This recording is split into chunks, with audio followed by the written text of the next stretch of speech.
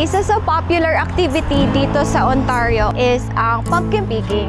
Nakaugalian na natin to sa farm dito sa Canada. So, tingnan natin kung anong meron dito. Let's go!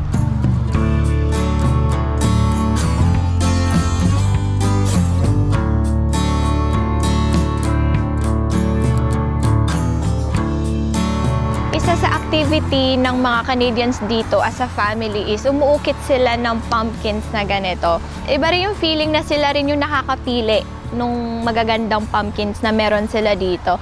And dito sa Ontario, sobrang daming farm.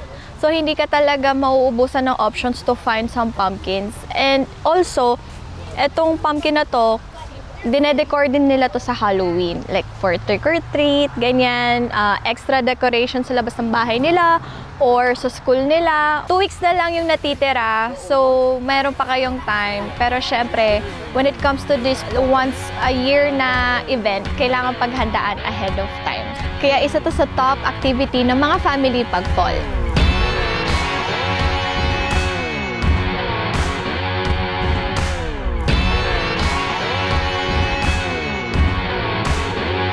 Plastic, yung iba kasi metal. Hindi ko kaya.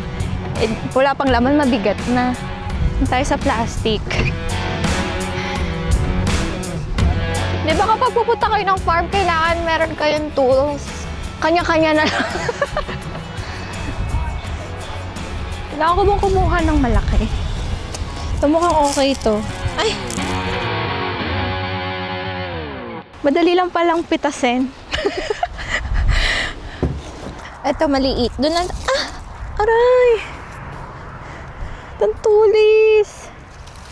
Ito parang malaman. Ang bigati. Kuha tayo ng puti.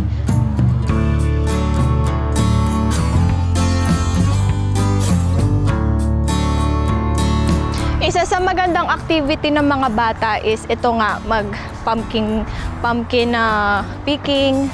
Kasi kaysa naman sa palagi silang nasa iPad, nanonood ng TV, ito at least hands-on sila sa ginagawa nila. And dagdag ko na rin, ang weather is perfect kasi hindi ganun kalamig, hindi rin ganun kainit.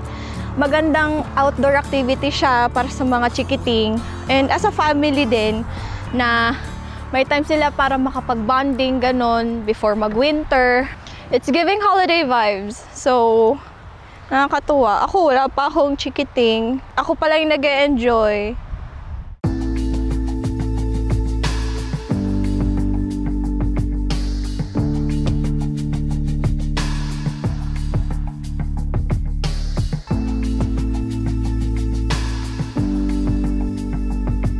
So, ito, meron din silang market.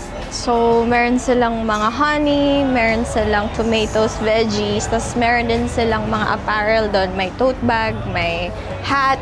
Dito rin naman sa FTV, we always support local, diba? May mga tao na produce ng ganito, i-support natin sila. Yung mga products sila dito is mostly organic. So, walang chemicals, walang preservative. For example, yung jam, galing yan sa farm nila. Especially seasonal tong mga to.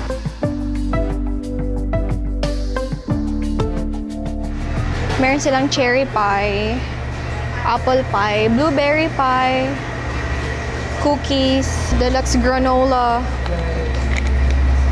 cookies. Ito, chocolate chip. Oy, oatmeal. Gusto ko na ito. Silo, $6.95.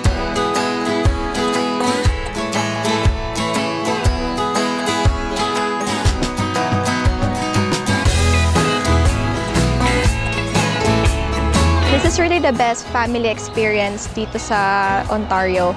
Kasi, you know, may pumpkin, naging tradisyon na nila na mag-pumpkin picking every year.